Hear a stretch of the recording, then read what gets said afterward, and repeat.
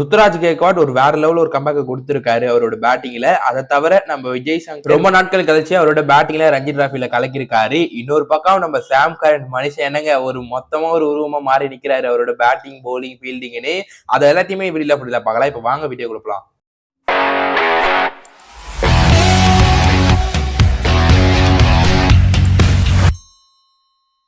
Guys, இந்த video கொஞ்சம் லாங்கா இருக்கும். ஏன்னா கொஞ்சம் நியூஸ் இல்ல, சிஎஸ்கே பிளேயர்ஸை பத்தி நிறைய நியூஸ் வந்திருக்கு. ஏன்னா எல்லா சிஎஸ்கே பிளேயருமே ரஞ்சி டிராஃபில கலக்கிட்டு இருக்கு. ஆனா சிவம் துபேக்கு அந்த ரஞ்சி டிராஃபி மேட்சை பொறுத்தவரையும் நல்ல அமையல் தான் என்ன பொறுத்தவரை சொல்லுவேன். ஏன்னா 2 இன்னிங்ஸ்லயும் பாத்தீங்கன்னா டக் அவுட் அடிச்சிருக்காருங்க துபே. அண்ட் வெரி ஷாக்டு தான் சொல்லணும். சிவம் துபே 2 இன்னிங்ஸ்ல டக் அவுட் ஆனது நான் இப்பதான் பாக்குறேன் ரொம்ப நாள் கழிச்சு. ஏன்னா ஒரு இன்ஜுரிக்கு அப்புறம் வந்தாரு, பேக் இன்ஜுரில இருந்து. அதுக்கப்புறம் நல்லா தான் பண்ணாரு விஜயாசேரியில, ஐத் முஸ்தாகலில. ஆனா திரும்ப 2 டக் அவுட். துபே ஒரு கம்பேக் கொடுப்பாரு எனக்கு தெரியும். ஆனா அந்த கம்பேக் எங்க இருக்கு போதுன்னா இந்தியாவும் இங்கிலாந்து இப்ப மோதிட்டு இருக்க 5 மேட்ச் T20 சீரீஸ்ல இருக்க போதுங்க. ஆமா, சிவம் துபேவை இந்தியா வர்சஸ் இங்கிலாந்து இந்த 5 மேட்ச் T20 சீரீஸ் ஸ்குவாட்ல ஆட் பண்ணிருக்காங்க. அதாவது நிதிஷ்குமார் ரெட்டிக்கு இன்ஜூரினால அவர் இந்த டோர்னமெண்ட் விட்டு ஃபுல்லா ரூல் அவுட் ஆயிருக்காரு. அதன் காரணமா சிவம் துபேவை ஸ்குவாட்ல ஆட் பண்ணிருக்காங்க. துபேவை எடுக்கலன்னு நம்ம நிறைய வீடியோ சொல்லியிருந்தோம். அதே மாதிரி இப்ப சிவம் துபேவை திரும்ப டீமுக்குள்ள கொண்டு வந்திருக்காங்கன்ற மாதிரி அபிஷியலா அனௌன்ஸ்மெண்ட் இப்ப வந்திருக்கு. துபே பாத்தீங்கன்னா 3வது T20 ராஜ்கோட்ல இருந்து இந்தியன் டீமோட ஜாயின். என்னதான் துபேவை ஸ்குவாட்ல ஆட் பண்ணியிருந்தாலும் அவரை பிளேயிங் லெவல்ல விளையாட வைப்பாங்களா? டவுட்ஃபுல் தாங்க. அதுவும் துபே இப்ப இருக்க ஃபார்ம்ல அவர் கண்டிப்பா பிளேயிங் அவரோட வைப்பாங்களா கேட்டா என்ன பொறுத்தவரை தெரியலங்க. பாப்போம் என்ன நடக்க போகுது. அடுத்ததான் நம்ம பார்க்க போறது கொஞ்சம் லேட்டான ஒரு அப்டேட் தான் சொல்லணும். ரீசெண்டா ரவீந்திர ஜடேஜா ரஞ்சி டிராஃபி மேட்ச் சௌராஷ்டிரா கோசம் பிளே பண்ணிருந்தாரு. அதுல பாத்தீங்கன்னா டெல்லி அகேன்ஸ்ட் ஜடேஜா நல்லா போலிங் போட்டிருந்தாரு. அவரோட ஃபர்ஸ்ட் கிளாஸ் மேட்ச் கம்பேக்லயே ரவீந்திர ஜடேஜா கிட்டத்தட்ட 10 விக்கெட் எடுத்திருக்காதா சொல்லணும். ஏன்னா முதல் விக்கெட்ல 5 விக்கெட் 66 ரன், 2வது இன்னிங்ஸ்ல 7 விக்கெட் வெறும் 38 ரன் கொடுத்து எடுத்திருப்பாரு. அதுவே ரிஷப் பந்த் 2 வாட்டி ஜடேஜா விக்கெட் எடுத்தாரு குறிப்பிடத்தக்கது. ரவீந்திர ஜடேஜா அவரோட கம்பேக்ல கலக்கிட்டு இருக்காரு. ஏன்னா மத்த இந்தியன் டாப் பிளேயர்ஸ்ல கலக்காம இருக்கும் போது இவர் நல்லா பண்ணிருக்காரு. அண்ட் இன்னொரு பக்கம் இப்ப போனோம்னா கேப்டன் ருத்ராஜ் கேக்வாட்ங்க ஃபார்ம்லே இல்ல ருத்துன்ற மாதிரி நம்ம நிறைய வாட்டி பேசிட்டோம். ஆனா ருத்து ஃபைனலா ஒரு மேட்ச்ல அடிச்சிருக்காரு. விஜயாசேரியில ஒரு மேட்ச ஸ்கோர் பண்ணாருங்க ஒரு 100. ஆனா அதுக்கப்புறம் பாத்தீங்கன்னா பெருசா ருத்து கிட்ட இருந்து எந்த ஒரு ஸ்கோருமே நம்மளால பார்க்க முடியல. அதனாலேயே பாத்தீங்கன்னா ருத்து நிறைய ட்ரோல் பண்ணாங்க. அண்ட் ருத்து அவ்வளவுதான், ருத்து இனிமே வரமாட்டாருன்ற மாதிரி நிறைய பேர் சொன்னாலும் ருத்து ஃபைனலா ஒரு கம்பேக் கொடுத்திருக்காரு. அதுவும் நேத்து ஜஸ்ட் வெறும் ஒரு 11 ரன்ல ருத்து அவரோட செஞ்சுரியை மிஸ் பண்ணிட்டாருங்க தாங்க சொல்லணும். செஞ்சுரி அடிச்சிருந்தாருன்னா வேற லெவல் ஒரு கம்பேக் ஆயிருந்திருக்கும். 89 ரன் 83 பால் அடிச்சிருக்காரு ரஞ்சி டிராஃபில பரோடா அகைன்ஸ்ட் மேட்ச்ல. அண்ட் ருத்து டீமுமே இப்ப டாப்ல இருக்காதாங்க சொல்லணும். ருத்து ஒரு கம்பேக் கொடுத்திருக்காரு ஃபைனலா நம்மளுக்கு. ஏன்னா இதே மேட்ச்ல தான் ருத்து முதல் இன்னிங்ஸ்ல சொதப்பி இருந்தாருங்க. ருத்து ஒரு கம்பேக் மேட்சா ரஞ்சி டிராஃபில அடிப்பார்லாம் நம்ம பார்த்தோம். பட் இதுலயுமே ருத்து ஃபெயிலியர் ஆயிருந்தாருன்னா நம்மளுக்கு ஒரு வழியே இல்ல.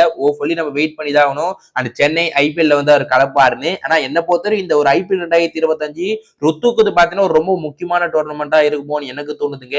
ஏன்னா அதுக்கப்புறம் பாத்தீங்கன்னா ருத்து அந்த டோர்னமெண்ட் நல்லா பண்ணாருன்னா ஒரே வாய்ப்பு இந்தியா அணிக்குள்ள வரதுக்கு.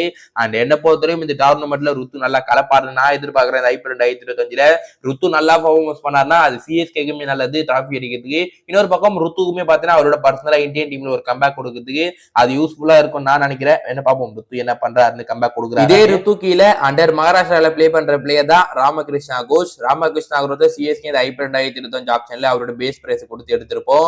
மனுஷன் பேட்டிங்ல பிச்சு கலக்கி இருக்காருங்க. அவர் ஒரு நல்ல பவுலர் தெரியும். ஆனா பேட்டிங்ல இப்ப ரஞ்சி டிராஃபி நடந்துட்டு இருக்குல்ல.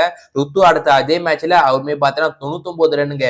அந்த ஒரே ஒரு ரன்ல அவரோட செஞ்சுரி மிஸ் பண்ணிருக்காரு. அதுவும் அடிச்சிருந்தாருன்னா அவரோட ஃபர்ஸ்ட் கிளாஸ் செஞ்சுரியா இருந்திருக்கும்.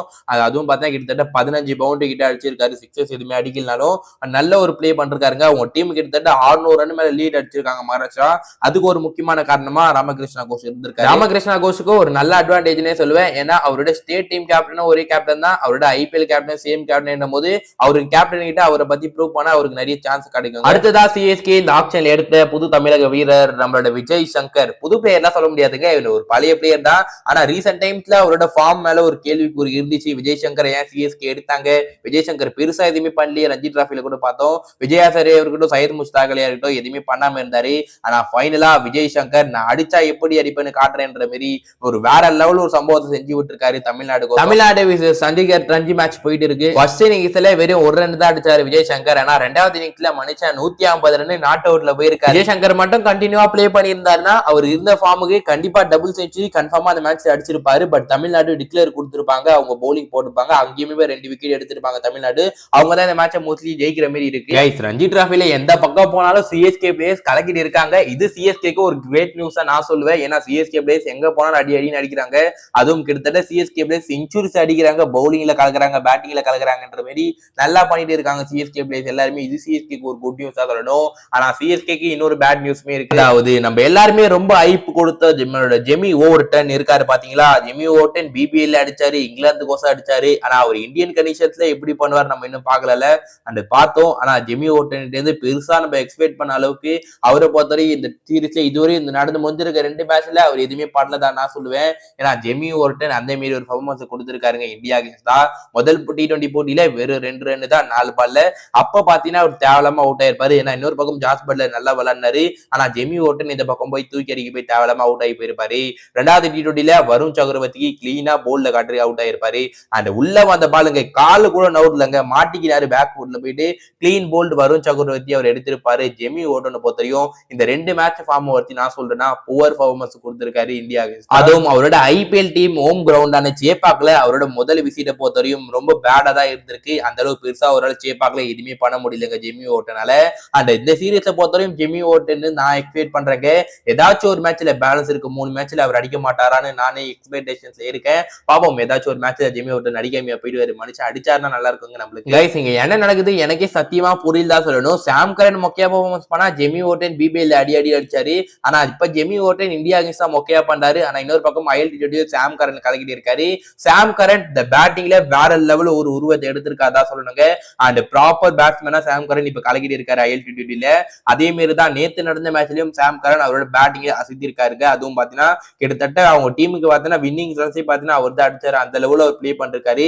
சுட்டி குழந்தைய நம்ம பார்த்த சுட்டி குழந்தையா அவர் இப்ப இல்லங்க, ஒரு பெரிய குழந்தையா அண்ட் ஒரு எக்ஸ்பெக்ட் எடுத்து அவர் டீமுக்கு விளையாடுறாருங்க. கச்சா முச்சான் ஷாட்டுக்குலாம் போகாம அந்த கரெக்டான நேரத்துல எந்த ஷாட் எப்போ பிளே பண்றத நான் சொல்லுவேன். ஏன்னா ஒரு எக்ஸ்பெக்டான ஒரு நாக்க பிளே பண்ணிட்டாரு. நேத்து மேட்ச்லயும் 54 ரன் அடிச்சிருந்தாருங்க. அதுவும் 34 பால்ல நாட் அவுட்ல போயிருக்காரு சாம் கரன். இந்த ILT20 ஃபுல்லாவே சாம் கரன் பேட்டிங் எடுத்தீங்கன்னா 50, 42, 28, 35, ஒரு 3, ஒரு 54 அந்த ஒரே ஒரு மேட்ச் தவிர மீதி எல்லா மேட்ச்லயும் வித் பேட்ல ILT20 கலக்கிருக்காரு. பவுலிங்லயுமே பாத்தீங்கன்னா அப்பப்ப அவரோட பவுலிங் போட்டு நல்லா விக்கெட்ஸ்மே எடுத்திருக்காரு நம்மளோட சாம் கரன். அண்ட் ஒரு பக்கம் ஜெமி ஓவர்டன் மொக்கையா பண்ணாருன்னா இந்த பக்கம் சாம் கரன் கலக்கிட்டு இருக்காரு. நம்ம முன்னாடி பார்த்த சாம் கரனுக்கும் இப்ப நம்ம பாக்குற சாம் கரனுக்கும் நிறைய டிஃபரெண்ட் இருக்குதா சொல்லுவோம். ஏன்னா ஒரு ரெஸ்பான்சிபிலிட்டி எடுத்து அவங்க டீமுக்கோசம் பிளே பண்றாரு. கரெக்டான நேரத்துல கரெக்டான ஷாட்ஸ்க்கு போறாரு சாம் கரன். பாப்போம் சாம் கரன் தொடர்ந்து இதே மாதிரி IPL வந்து சிஎஸ்கே கலக்குறாரான்னு. அது அப்ப இந்த வீடியோ இன்னொரு லைக் கொடுங்க. மறக்காம நம்மளோட கிரிக் குயிஸ் சேனலுக்கு போஸ் ஆனீங்கன்னா இன்னும் சப்ஸ்கிரைப் பண்றதுக்கு நிறைய பேர் வீடியோ பாக்குறீங்க, சப்ஸ்கிரைப் பண்ண மாட்டீங்க. மறக்காம சப்ஸ்கிரைப் பண்ணிட்டு பக்கத்துல பெல் ஐகான் நமக்கு ஆல் அண்ட் ஆப்ஷன் தட்டி வச்சீங்கன்னா நான் போட வீடியோஸ் உங்களுக்கு உடனுக்குடன் நோட்டிபிகேஷனாக வரும். அப்ப இன்னும் சந்திக்கும் வரை உங்களது விடைபெறுவது நான் உங்கள் ஹரி.